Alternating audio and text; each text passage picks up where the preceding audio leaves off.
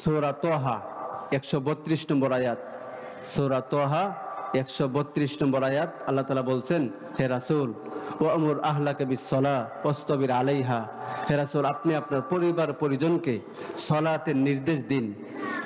আমরা আমাদের ভাষায় যদি বলি তাহলে বলতে পারি, আল্লাহর নবীকে আল্লাহ তাআলা বলছেন, হে রাসূল আপনার পরিবার পরিজনকে আপনি নামাজের দাওয়াত দেন, তাহলে আমি আপনার জন্য রিজিকের ব্যবস্থা করে দিব।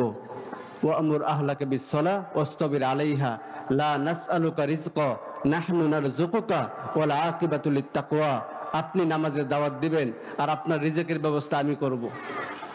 এই আয়াত থেকে প্রথমত হলো রাসূলুল্লাহ সাল্লাল্লাহু আলাইহি সাল্লামকে আল্লাহ তাআলা জানালেন, যদি কেউ নামাজের দাওয়াত দেয় তাহলে আল্লাহ তাআলা ওই ব্যক্তির রিজিকের জিম্মাদারি নেবেন। জেনেই দেওয়া বলে জন বুঝেন তো, জন দেওয়া, জন বেচা বুঝেন? মাশাআল্লাহ, ডাক্তার সাহেব একজন লাগে, ডাক্তার সাহেব না হয় না। কবির ভাই চুপচাপ বসে রয়েছেন, একটু বলবেন তো হা না। তাহলে জন দেওয়া বুঝেন তো? জন, মনে করেন আপনি একজনের কাছে, একজনের বাসায়, একজনের দোকানে চাকরি করেন, আপনার বেতন 10,000 15,000 যাই হোক, আপনি চাকরি করেন। সকাল 9টা থেকে আপনার ডিউটি শুরু হয়, রাত 8টায় ডিউটি শেষ হয়। সকাল 9টা থেকে শুরু হবে আপনার দায়িত্ব, 8টায় শেষ হবে। আচ্ছা বলেন তো, সকালবেলা যখন আপনি দায়িত্ব আদায় করতে আসলেন দোকানে, আপনার কাজের স্থলে, কর্মস্থলে যখন আসলেন, তখন দুপুরবেলা আপনি কি খাবেন না খাবেন এই টেনশন কি আপনি করবেন? দুপুরবেলা আপনি কি খাবেন এই চিন্তা করবেন না? দুপুরে খাবারের ব্যবস্থাপনা করার চিন্তা করবেন না? ভাইজান আমার ভাষা বুঝেন? দুপুরে আপনি কি খাবেন এই খাবারের ব্যবস্থা নিয়ে আপনার কোনো চিন্তা হবে না?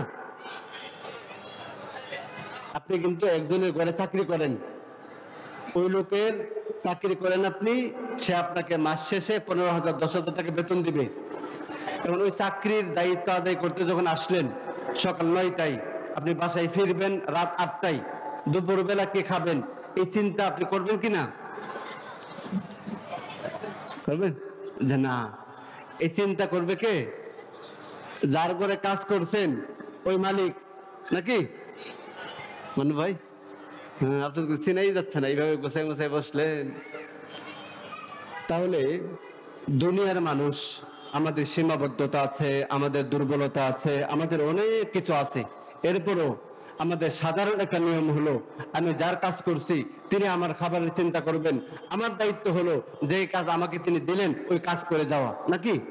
আল্লাহ রাব্বুল আলামিন সূরা তোহার 132 নম্বর আয়াতে বলছেন, হে রাসূল আপনার দায়িত্ব হলো পরিবার পরিজনকে সালাতের দাওয়াত দিবেন, নামাজের দাওয়াত দিবেন, আপনার রিজিকের কোনো টেনশন আপনার নেই, আপনার রিজিকের ব্যবস্থা আমি করে দিব। কেউ যদি মানুষকে নামাজের দাওয়াত দেয়, তো আল্লাহ তাআলা তার রিজিকের জিম্মাদারি আল্লাহ তাআলা নেবেন। আমাদের সমস্যাটা হলো যে আমি নামাজের দাওয়াত দেব আর আমার রিজিকের জিম্মাদারিটা আল্লাহ তাআলার কাছে দেব, ওইটা আমি চাইনি, বরং আমি বলছি যে আল্লাহ আমার রিজিকের জিম্মাদারিটা আমার কাছেই থাক। এজন্য কবরের মাটি মুখে পড়া পর্যন্ত, কবরের স্থানে গমন করা পর্যন্ত আমার কোনোদিন দুশ্চিন্তা, টেনশন, অস্থিরতা আমার কোনোদিনও দূর হয় না। রিজিকের জন্য কত মিথ্যা, রিজিকের জন্য কত ধোঁকাবাজি, রিজিকের জন্য আত্মীয় স্বজনের সাথে সম্পর্ক নষ্ট, আরো কত কিছু হয়। অথচ কোন ব্যক্তি যদি নামাজের দাওয়াত দেয়, আল্লাহ তাআলা বললেন তার রিজিকের জিম্মাদারি আল্লাহ তাআলা নেবেন। এটা আমার আলোচ্য বিষয় না, কিন্তু কথা প্রসঙ্গে যেহেতু আসলো, কেউ হয়তো মনে মনে ভাবতে পারে যে আমি নামাজের দাওয়াত দেব, আমি তো নামাজ পড়ি না। ওরকম মানুষ তাহলে ঝিনাইদহ নাই, অন্য জায়গায় আর কি, ঝিনাইদহ তো আর ওরকম কেউ নাই, তাই না? অন্যান্য জায়গায় আছে আর কি, যে সে নামাজের দাওয়াত দিবে আরেকজনকে, তার পরিবারের লোকদেরকে সে নামাজের দাওয়াত দিবে, উনি নিজেই তো কি। এটা আমার আলোচ্য বিষয় না, সংক্ষেপে ছোট ছোট করে আমরা কয়েকটা কথা বলি। এক নম্বর হলো যে নামাজের গুরুত্বটা ইসলামে, নামাজের গুরুত্ব ইসলামে কত বেশি। লম্বা কথাকে শর্টকাট করার জন্য সহজ পদ্ধতি হলো উদাহরণ দেওয়া। তাহলে আমরা লম্বা একটা বিষয়কে সহজে বোঝানোর জন্য একটা উদাহরণ দিই। মনে করেন যে আপনার কাছে একটা আইফোন আছে, কি আইফোন, একটা দামি ফোন আছে আর কি, মোবাইলের দাম মনে করেন মোটামুটি লাখ 1.5 লাখ টাকা। এখন ওই মোবাইলটা আপনি পাঠাবেন ঢাকায়। ডাক্তার সাহেব, আমি আছি ঢাকায়, আপনি ঝিনাইদহ, মোবাইলটা আপনি আমার কাছে পাঠাবেন, তাহলে কি গাড়িওয়ালার কাছে দিয়ে দিবেন যে অমুকের কাছে পৌঁছাই দিও? হ্যাঁ, কেন? আচ্ছা বলেন তো কেন? যা দামি জিনিস, এত দামি জিনিস এভাবে কারোর কাছে কি দিয়ে দেওয়া যায় না। হয়তো আপনি ঢাকায় যেয়ে দিয়ে আসবেন, অথবা আমাকে বলবেন যে এসে নিয়ে যান, নাকি না? আমার ভাইরা, যদি আপনি এটা বুঝেন তাহলে এই বিষয়টা অনুধাবন করার চেষ্টা করেন। আল্লাহ রাব্বুল আলামিনের কাছে, আল্লাহ রাব্বুল আলামিনের কাছে সালাতের গুরুত্ব এত বেশি, আল্লাহ তাআলার কাছে নামাজের বিধানের গুরুত্ব এত বেশি। আল্লাহ তাআলা সর্বশেষ নবী, সর্বশ্রেষ্ঠ নবী মুহাম্মদুর রাসূলুল্লাহ সাল্লাল্লাহু আলাইহি ওয়াসাল্লামের কাছে অগণিত বিধান পাঠিয়েছেন আমাদের জীবন পরিচালনা করার জন্য, আমাদের জীবনের বিধিনিষেধ, আমরা কোনটা করব কোনটা করব না, এ জাতীয় অনেক বিধিবিধান আল্লাহ তাআলা জিবরিল আমিন আলাইহিস সালাতু ওয়াস সালামের মাধ্যমে আল্লাহর নবীর কাছে আল্লাহ তাআলা পাঠিয়েছেন, জিবরাইলের মাধ্যমে রাসূলের কাছে বিধানটা পাঠিয়েছেন। কিন্তু নামাজের বিধান, সালাতের বিধান, সালাতের নির্দেশ আল্লাহ তাআলা জিবরিল আমিনের মাধ্যমে আল্লাহর নবীর কাছে পাঠাননি, বরং আল্লাহ তাআলা স্বয়ং বিশ্বনবীকে ডেকে নিয়ে গেলেন আকাশে, সামনাসামনি সামনাসামনি আল্লাহর নবীকে আল্লাহ তাআলা নামাজের বিষয় বুঝিয়ে দিলেন। সূরা বানী ইসরাঈল 1 নম্বর আয়াত, আল্লাহ তাআলা বলছেন, সুবহানাল্লাযী আসরা বিআবদিহি লাইলাম মিনাল মাসজিদিল হারাম ইলাল মাসজিদিল আকসা আল্লাযী বারাকনা হাওলা লিনুরিয়াহু মিন আয়াতিনা ইন্নাহু হুয়াস সামিউল বাসীর। এই আয়াতে মেরাজের ঘটনা বর্ণিত হয়েছে। আল্লাহ রাব্বুল আলামিন রাসূলুল্লাহ সাল্লাল্লাহু আলাইহি ওয়াসাল্লামের কাছে জিবরিল আমিনের মাধ্যমে সালাতের বিধান পাঠাননি, বরং আল্লাহ তাআলা স্বয়ং রাসূলকে ডেকে নিয়ে আকাশে ডেকে নিয়ে যে মেরাজের মাধ্যমে সালাতের বিধানকে সামনাসামনি বুঝিয়ে দিলেন। আল্লাহু আকবার। সহিহ বুখারীর মধ্যে এসেছে, রাসূলুল্লাহ সাল্লাল্লাহু আলাইহি ওয়াসাল্লাম বলছেন, অনেক লম্বা হাদিস, আমরা মাঝখানে একটা অংশ বলছি, এটা হলো 349 নম্বর হাদিস। রাসূলুল্লাহ সাল্লাল্লাহু আলাইহি ওয়াসাল্লাম বলেন, আমি যখন মেরাজে গেলাম, আল্লাহ তাআলা আমার উম্মতের উপর 50 ওয়াক্ত সালাতকে ফরজ করে দিলেন, 50 ওয়াক্ত সালাতের বিধান দিলেন। আমি চলে আসলাম, রাস্তায় মুসা আলাইহিস সালাতু ওয়াস সালামের সাথে সাক্ষাৎ হলো। আল্লাহর নবী মুসা আমাকে জিজ্ঞেস করলেন যে, মুহাম্মদ, আপনি তো আল্লাহ তাআলার সাথে সাক্ষাৎ করেছেন, তিনি আপনার উম্মতকে কি দিলেন? আমি খুব আনন্দের সাথে বললাম যে, আল্লাহ তাআলা সন্তুষ্ট হয়ে, খুশি হয়ে আমার উম্মতকে 50 ওয়াক্ত সালাতের বিধান দিয়েছেন। আল্লাহর নবী মুসা বললেন, আমার অভিজ্ঞতা আছে, আমার অভিজ্ঞতা হলো যে আপনার উম্মত 50 ওয়াক্ত সালাত আদায় করতে পারবেন না, আপনি যান যে কমায় নিয়ে আসেন, একটু কমায় নিয়ে আসেন, কেননা আমার উম্মত এত শক্তিশালী, এরপরে 2 ওয়াক্ত কি পারেনি, আর আপনার উম্মত দুর্বল হবে, ওরা 5 ওয়াক্ত পারবে না, এই 50 ওয়াক্ত পারবে না। আল্লাহ নবী গেলেন, আল্লাহ তাআলা 5 ওয়াক্ত কমায় দিলেন, আবার আসলেন, মুসা আলাইহিস সালাম আবার পাঠাইলেন, আবার আসলেন, আবার গেলেন, আবার আসলেন, আবার গেলেন, এভাবে 9 বার আসা যাওয়া। কয়বার? প্রত্যেকবার আল্লাহ তাআলা 5 ওয়াক্ত করে কমিয়েছেন, 5 বার করে কমিয়েছেন। তাহলে 9 বারে 9 5 কত হয়? 45 ওয়াক্ত কমিয়েছেন। এরপরে 10 নম্বর বার মুসা আলাইহিস সালাম বললেন যে, আখির নবী, সর্বশেষ নবী, আপনার উম্মত 5 ওয়াক্ত পারবে না, আপনি আরো কিছু কমিয়ে নিয়ে আসেন। রাসূলুল্লাহ সাল্লাল্লাহু আলাইহি ওয়াসাল্লাম বললেন যে, মুসা কালিমুল্লাহকে বললেন যে, আমি আল্লাহ তাআলার কাছে নামাজের বিধান কমানোর জন্য একা দ্বারা 9 বার গেছি। কয়বার? প্রত্যেকবার রব্বুল আলামিন 5 ওয়াক্ত করে কমিয়েছেন। তো আমি বারবার যে গেছি, এখন আবারও যাব কমানোর জন্য, আমি এখন লজ্জাবোধ করছি। বারবার যাওয়াটা কি লজ্জাবোধ করছি। আল্লাহ নবী আর জাননি। এই হাদিসের ব্যাখ্যায় কোন মুহাদ্দিসিনে কেরাম বলেন, রাসূলুল্লাহ সাল্লাল্লাহু আলাইহি ওয়াসাল্লাম বলছেন যে, আমি তো 9 বার গিয়েছি, প্রত্যেকবার 5 ওয়াক্ত করে কমিয়েছেন, এখন যদি আবার যাই, যদি সিরিয়ালে 5 কমায়, তাহলে তো কি হয়ে যাবে? দরকার নাই, আমি বরং চলে যাই।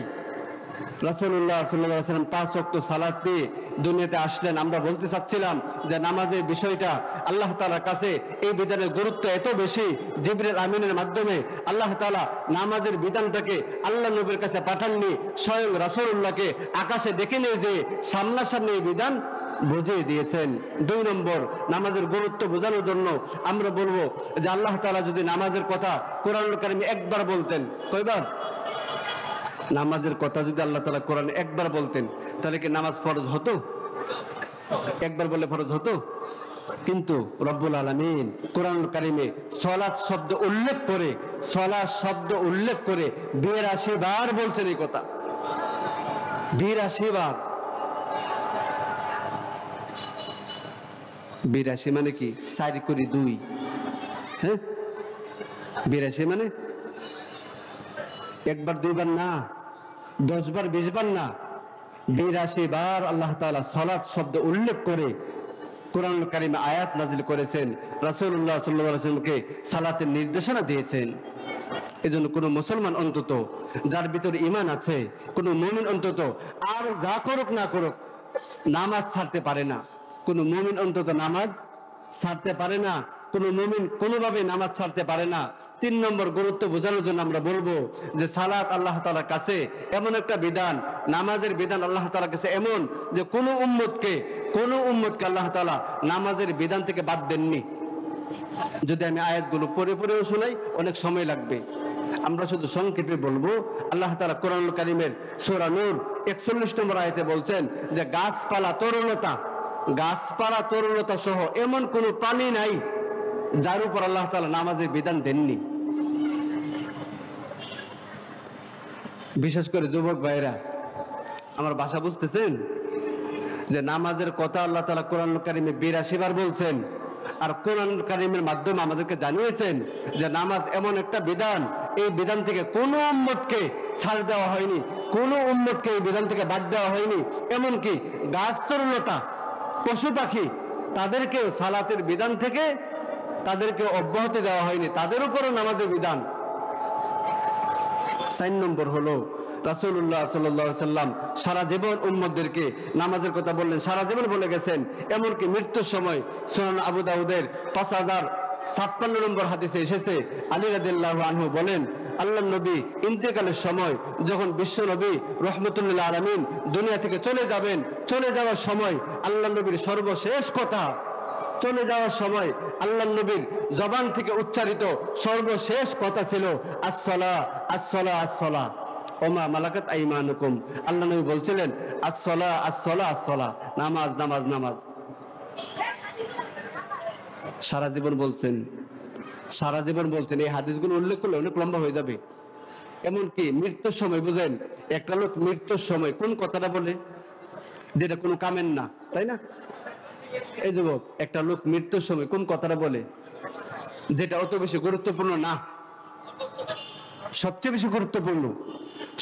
বেশি গুরুত্বপূর্ণ কথাটাই মূলত মৃত্যুর সময় কি বলে, যে এটা না বললে আর হয় না। তার মানে বিশ্ব নবী রাহমাতুল্লিল আলামিনের কাছে সালাতের গুরুত্ব কত বেশি ছিল যে আল্লাহ নবী সারা জীবন বলেও শেষ করেননি। মৃত্যুর সময়, দুনিয়া থেকে চলে যাওয়ার সময়ও বারবার, মানে 3 বার, মানে কি 3 বার মানে আরবিতে বলে জমা, আর বাংলায় বলে বহু বচন, যে এটা বহুবার, অনেকবার আল্লাহ নবী একাধিকবার এই কথা বলে গেলেন, আসসালাহ আসসালাহ আসসালাহ। এজন্য কোন ব্যক্তির ভিতরে যদি, কোন মানুষের ভিতরে যদি, কোন নারীর ভিতরে, কোন পুরুষের ভিতরে যদি ঈমান থাকে তাহলে সে কখনো অন্তত সালাত ছাড়তে পারে না। আবার বলি, কোন ব্যক্তির ভিতরে যদি ঈমান থাকে সে কখনো সালাত ছাড়তে পারে না। ইসমাইল, তোমার নাম ইসমাইল না? তাই বলি, এটার নাম কি? ইসমাইল না তোমার নাম? হ্যাঁ, তুমি সবগুলো কাপড় খুলতে পারবা? তোমার পাজামা টাজামা যা আছে সব খুলতে পারবা? এদের না করে মানে ভাই আইসনটা বুঝেন যে কত ছোট বাচ্চা, দেখেন ও বলছে না না পারবো না। দেখেন কেন পারবে না, এই জন্য বুঝেন, ছোট একটা বাচ্চা, আমি বললাম যে সবগুলো কাপড় খুলে ফেলো, না কেন, জান আমি ভরসা করলাম কিন্তু সব কাপড় খুলে ফেলবো। কোন সুস্থ মস্তিষ্কের কোন মানুষ জনসম্মুখে সবগুলো কাপড় খুলতে পারে না। আরে বুঝেন না, বুঝেন? কোন সুস্থ মস্তিষ্কের কোন ব্যক্তি জনসম্মুখে সবগুলো কাপড় খুলতে পারে না।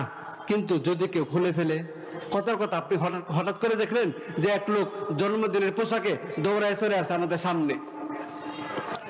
জন্মদিনের পোশাক বুঝেন তো? এই কথা বুঝেন ঠিকই, জন্মদিনের পোশাকে চলে আসে আমাদের সামনে, তাহলে আপনি কি বলবেন? আমার ভাই, আমি আপনাকে শিখিয়ে দিইনি যে আপনি বলেন পাগল। আপনার বিচার হলো এটা যে কোন সুস্থ মস্তিষ্কের মানুষ সবগুলো কাপড় জনসম্মুখে খুলতে পারে না। সুতরাং যদি এমনটা হয় যে কেউ সবগুলো কাপড় খুলে উলঙ্গ অবস্থায় জনসম্মুখে চলে আসে, তাহলে আমরা বলবো লোকটা মনে হয় পাগল। পাগল না হলে সবগুলো কাপড় খুলে এভাবে জনসম্মুখে সে আসতে পারতো না। একই কথা কোন মুমিন নামাজ ছাড়তে পারে না। একই কথা কোন মুমিন নামাজ ছাড়তে পারে না। কোন মুমিন নামাজ ছাড়তে পারে না। যদি কোন মুমিন নামাজ ছেড়ে দেয়, নিয়মিত নামাজ পড়ে না, বোঝা যাবে তার ভিতরে ঈমান নাই। কেননা কোন সুস্থ ঈমানদার, কোন সুস্থ ঈমানদার যার ঈমানের মধ্যে ভেজাল নাই, যার ঈমানের মধ্যে ত্রুটি নাই, যার ভিতরে যারা পরিমাণ ঈমান আছে, ওরকম বিশুদ্ধ সহি খাঁটি ঈমানদার কোন ব্যক্তি অন্তত সালাত ছাড়তে পারে না। সহিহ মুসলিম 148 নম্বর হাদিস, সহিহ মুসলিম ঈমান অধ্যায় 148 নম্বর হাদিস, রাসূলুল্লাহ সাল্লাল্লাহু আলাইহি ওয়াসাল্লাম বলছেন যে ঈমান আর কুফর, কুফর বুঝেন তো? ঈমান আর কুফরের মধ্যে পার্থক্য হলো নামাজ ছেড়ে দেওয়া। ঈমান আর কুফর এর মধ্যে পার্থক্য হলো নামাজ ছেড়ে দেওয়া। ঈমান আর কুফরের মধ্যে পার্থক্য হলো নামাজ ছেড়ে দেওয়া। তার মানে আগের কথা যে সবগুলো কাপড় খুলে রাখা আর সবগুলো কাপড় পরিধান করে, এর মধ্যে পার্থক্য হলো যে মস্তিষ্কের সুস্থতা অথবা অসুস্থতা, মস্তিষ্ক বিকৃতি অথবা কি, বুঝলেন? সহিহ ইবনে হিব্বান, সহিহ ইবনে হিব্বানের 1463 নম্বর হাদিস, রাসূলুল্লাহ সাল্লাল্লাহু আলাইহি ওয়াসাল্লাম বলছেন, মান তারাকাস সালাহ ফাকাদ কাফার। মান তারাকাস সালাহ, যে লোক সালাত ছেড়ে দিল, তরক করলো, ফাকাদ, অবশ্যই সে কাফার। তাহলে কি হলো?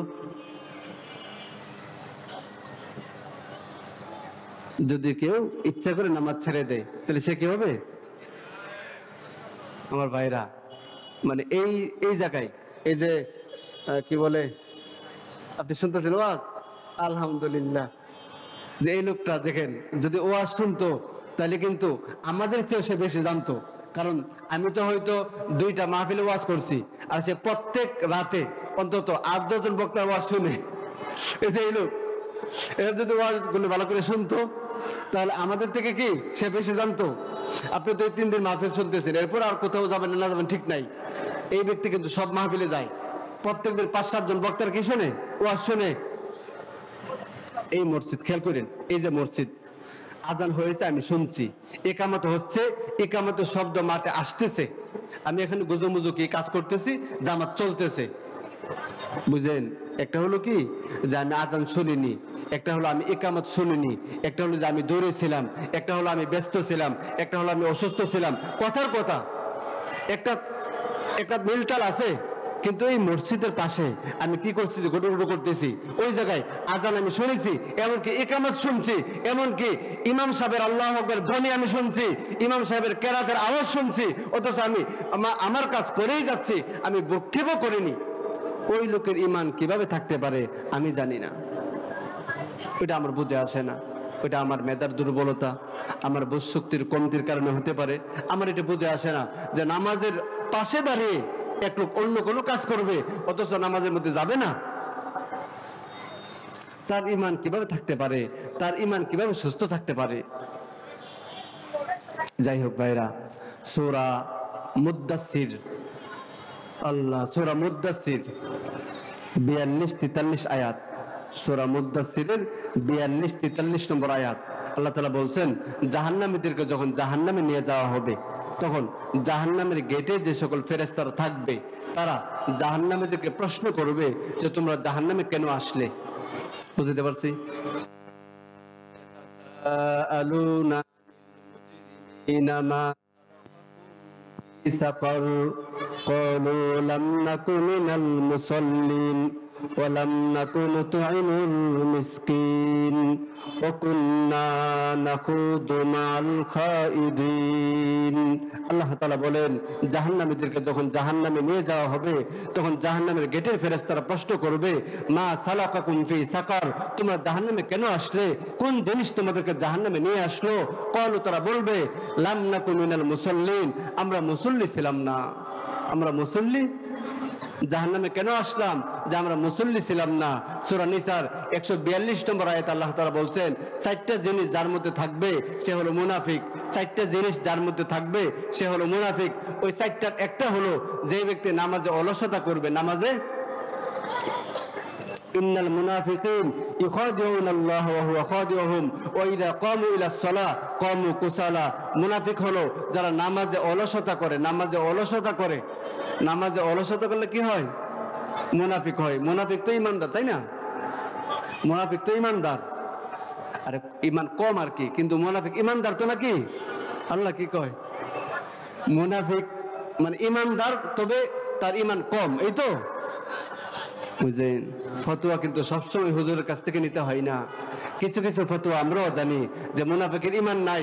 সূরা নিসার 142 নম্বর আয়াতে আপনি চেক করেন, যে আপনার কাছে মোবাইল আছে, এর মধ্যে কোরআনের অ্যাপস আছে, চেক করেন। মসজিদে হয়তো মানে কোরআন তরজমার কোনো অনুবাদ কোন গ্রন্থ আছে, খুলে চেক করেন।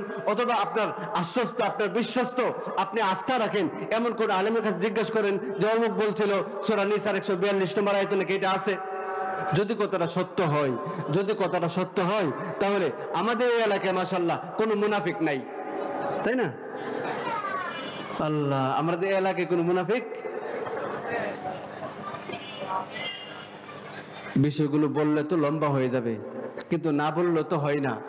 আদালাইন বলি, ওই যে আমাদের ধরেন মানে সামাজিক যে দুরবস্থা, আমাদের পারিবারিক যে মারাত্মক সাংঘাতিক খারাপ অবস্থা, আর রাষ্ট্রীয় অবস্থা তো বলতেই হবে না।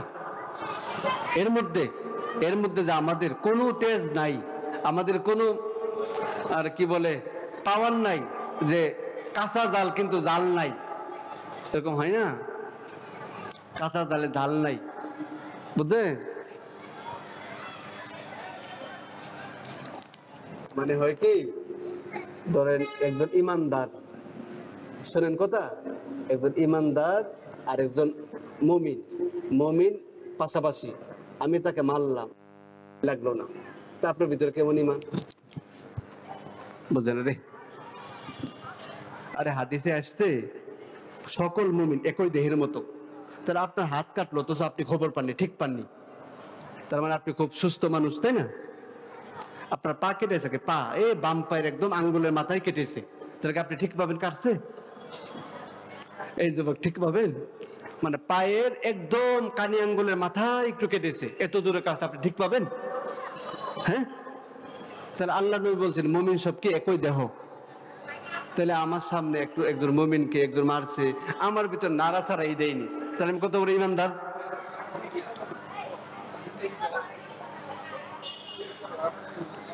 শুধু ওরকমই না, বিষয়টা শুধু ওরকমই না।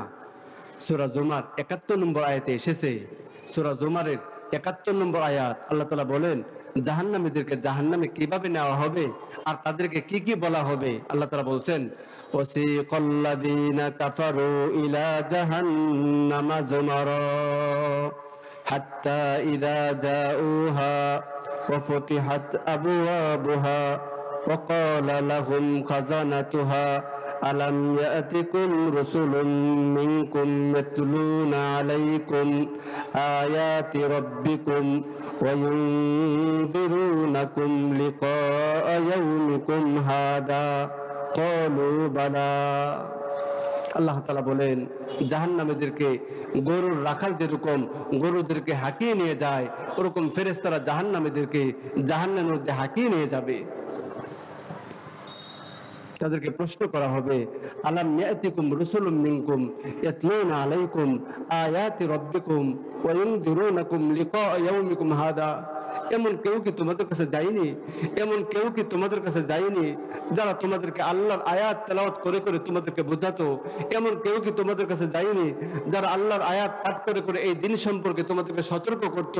এমন কেউ কি তোমাদের কাছে যায়নি যারা বিচার দিবস সম্পর্কে তোমাদেরকে অবহিত করত? এমন কেউ কি তোমাদের কাছে যায়নি যারা তোমাদেরকে আল্লাহর আদালত সম্পর্কে তোমাদেরকে ইনফরমেশন করত? এমন কেউ কি তোমাদের কাছে যায়নি? ওই কপাল পোড়ারা বলবে কলু বালা, যে হ্যাঁ আমাদের কাছে গিয়েছিল, আমাদের কাছে গিয়েছিল, আমাদের কাছে গিয়েছিল, কিন্তু আমরা কি তাদের কথা মানিনি। তখন আফসোস করতে করতে মানুষ হাত কামড়িয়ে ফেলবে, হাত হয়তো ধ্বংস করে ফেলবে, কিন্তু আফসোস কোনোদিনও শেষ হবে না। এটা ভিন্ন কথা। আমরা বলছিলাম যদি কেউ নামাজের দাওয়াত দেয়, যদি কেউ নামাজের দাওয়াত দেয়, আল্লাহ তাআলা ওই ব্যক্তির রিজিকের জিম্মাদারি আল্লাহ তাআলা গ্রহণ করবেন। মনে আছে? আল্লাহ, মনে করেন যে আপনি বাসা থেকে যে আমাদের মসজিদে আসেন, বাসা থেকে যে মসজিদে আসেন, তখন কয়টা বাসা আপনি পার হয়ে আসেন, কয়টা বাসা অতিক্রম করে আসেন? আপনি বাসা থেকে মসজিদে আসার সময় কখনো কি রাস্তায় কাউকে পান না? কবির ভাই, আপনার বাসা আর মসজিদ মাঝখানে কয়টা বাসা? হ্যাঁ, মাত্র বুঝেন 3টা হতে পারে। কবির ভাই ব্যস্ত মানুষ, সব সময় উনি সময় পায় না, সারাদিনে একবারও কি সময় পায় না? আমরা সব সময় একই সময়ে মসজিদ যেতে পারি না, মাঝে মাঝে দেরি হয়, কিন্তু কখনো কি একটু আগে আগে যেতে পারি না? কখনো একটু আগে আগে যেতে পারি না? পারি। দেখেন 3টা ঘর অতিক্রম করে আমি মসজিদে যাই, যদি অন্তত সপ্তাহে একবার, খেয়াল করেন, অন্তত সপ্তাহে একবার যদি ওই 3টা ঘরে একটু নক করতাম যে নামাজের সময় হয়ে গেছে, বনি চাচা আঙ্কেল খালা অমুক তমুক, চলো একটু নামাজ পড়ে আসি, এই বলে চলে গেলাম। সপ্তাহে একবার, বুঝলেন, এটা কঠিন জটিল কোনো কাজ না। সপ্তাহে একবার মাত্র গেলেন, একটু ডেকে গেলেন, ওরা যায়নি। তাহলে সপ্তাহে যদি আপনি একবার বলেন, মাসে বলা হবে 4 বার, কমপক্ষে মাসে 4 বার। আরে বোঝেন নি হিসাব, কথার কথা আর কি। সপ্তাহে আপনি প্রতিবেশীর একটা বাসায় নক করেন একবার, তাহলে মাসে কমপক্ষে নক করা হবে 4 বার, তাহলে 12 মাসে 48 বার। খেয়াল করেন, তার মানে 1 বছরে আপনি তাকে অন্তত 40-45 বার, একটা কথার কথা, 1 বছরে আপনি এই লোকটাকে নামাজের জন্য অনুরোধ করলেন, নামাজে যাওয়ার জন্য অনুরোধ করলেন, নামাজে যাওয়ার জন্য তাকে অনুরোধ জানালেন কমপক্ষে 40-45 বার। আচ্ছা বলেন তো, আপনার প্রতিবেশী কি এত বেশি বেহায়া, যে এত বেশি নির্লজ্জ, যে তাকে 40-45 বার অনুরোধ করার পরেও সে আমার অনুরোধটা রাখবে না? এত বেহায়া, এত নির্লজ্জ প্রতিবেশী আছে আপনার? এখন বলবে না, এখন বলবে না, এখন বলে না।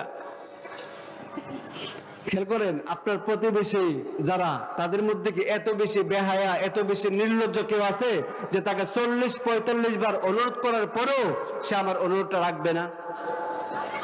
নাই। হ্যাঁ, তাহলে দোষটা কার কোন?